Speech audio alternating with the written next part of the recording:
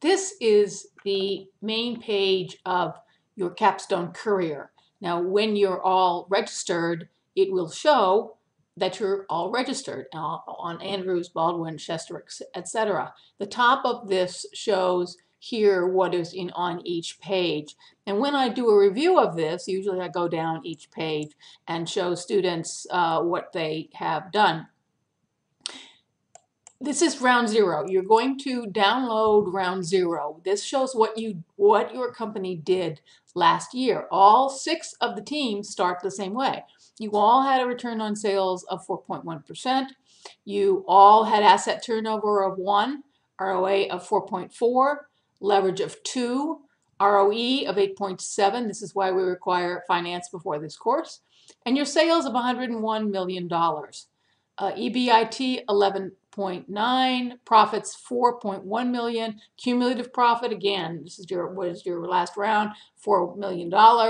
SG&A, that's selling general and administrative costs of 8.9. I don't like to see SG&A go up too high because then it cuts right into your bottom line. Any of your expenses are going to cut out of your profit. Contribution margin of 28. You can get a star, which means that it just means that you've done something right. Either you have not too much inventory, you made profit, you didn't have an emergency loan, but looking at contribution margin, it has to be 30% to get a star for that. So here we are showing up all of our teams have 16.67% market share, and it's showing you percent of sales that go into some of their costs. You've got 3 different ways to make money. You can make money by selling stock, by long-term debt, which is bonds, or by short-term debt. If you run out of money, Big Al will show up, and Big Al will lend you money, but you're going to pay a very, very high interest rate. So you want to try to avoid that. And this second page shows the stock market. You're all closing at $34.25. You have 2 million shares outstanding. Your PE ratio is 16, yield of 5.8% of the dividend. Now, I don't recommend dividends early in the game because basically a dividend is giving away money that you should be using to expand. Now, your stock market, and this is showing you as you're reading your instructions, when the series is due and the yield of it. I'd love to see yields like this in the real world of 11%. And your S&P rating.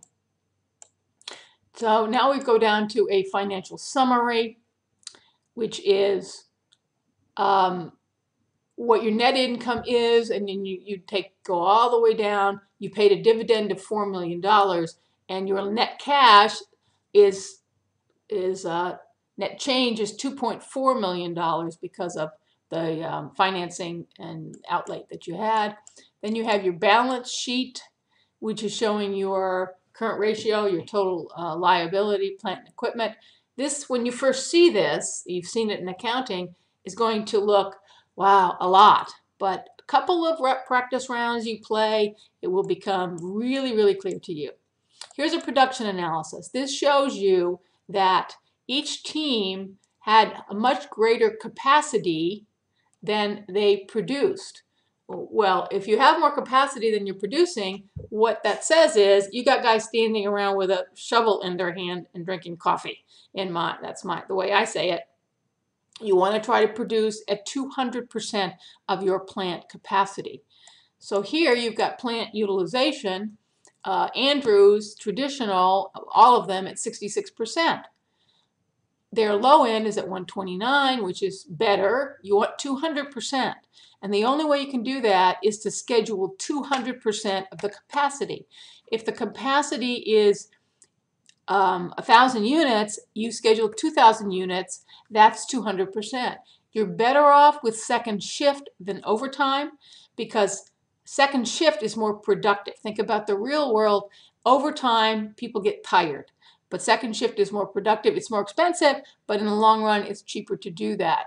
So now you've got plant utilization of 73 and 63%. So you want to try to raise that up. But you can see now the revision date of each of these products.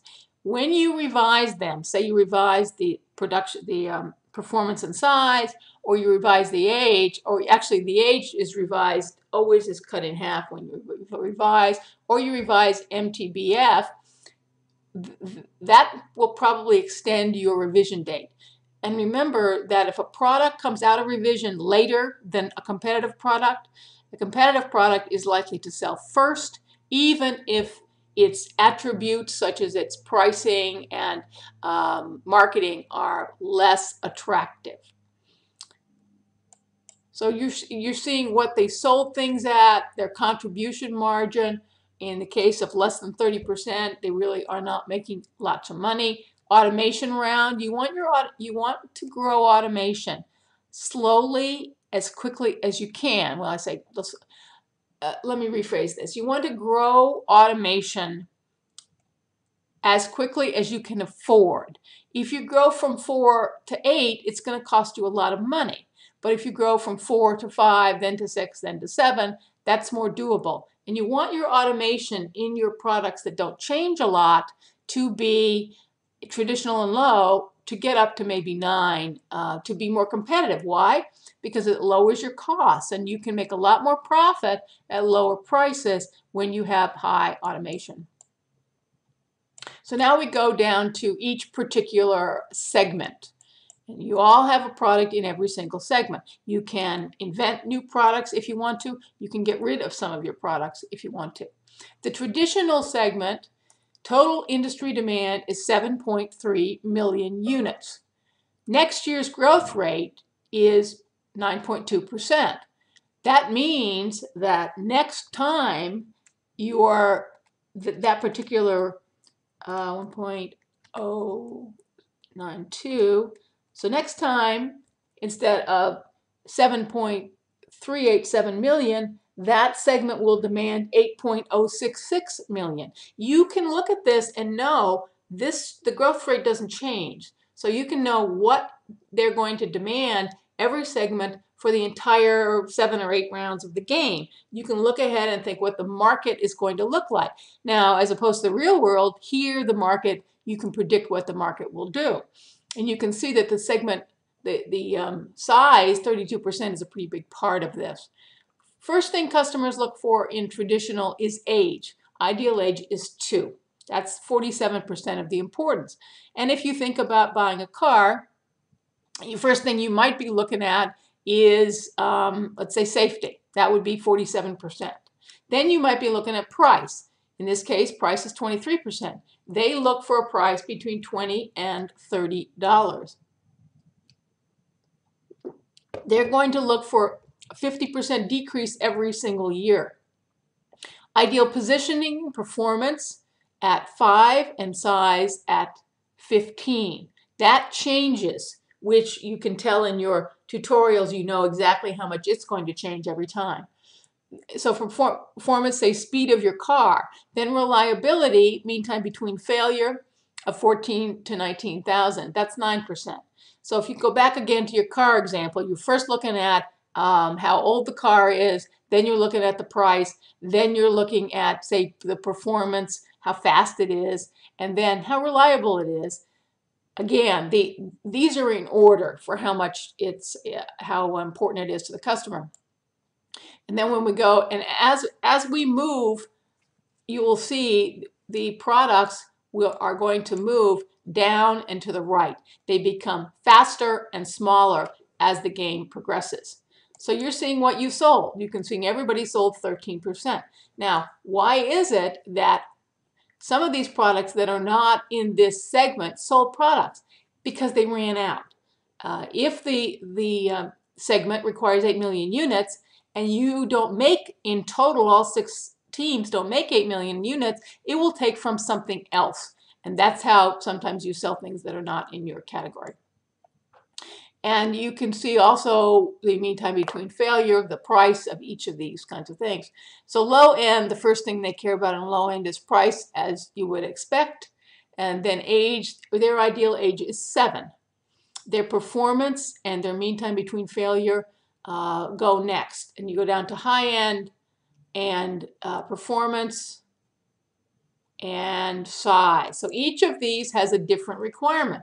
In size, the first thing they look at is positioning, and the last thing they look at is price. So it's just like, again, cars or any other items that have different segments of price and performance.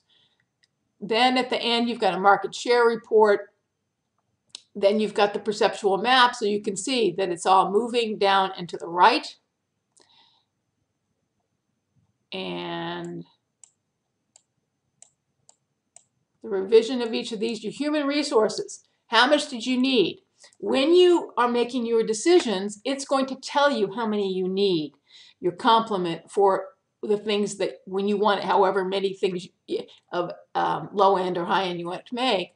So your first shift, second shift here, turnover rate of 10%. Your turnover rate is lower the more that you are paying them.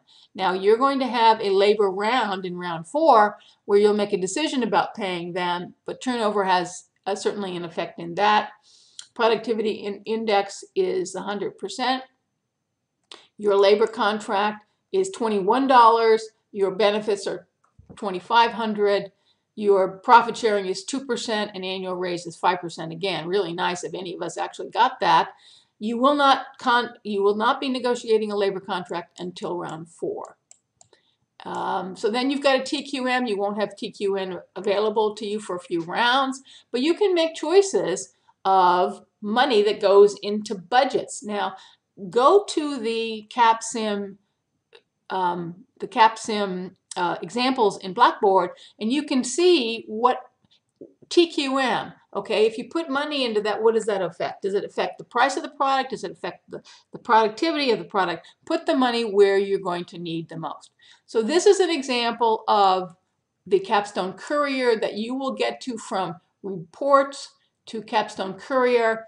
And once your game runs, say the first practice round runs, you'll be able to pull up practice round 1. It will say round 1. Then I will, of course, reset the game after that is done. So that's a pretty good example of the way this is done.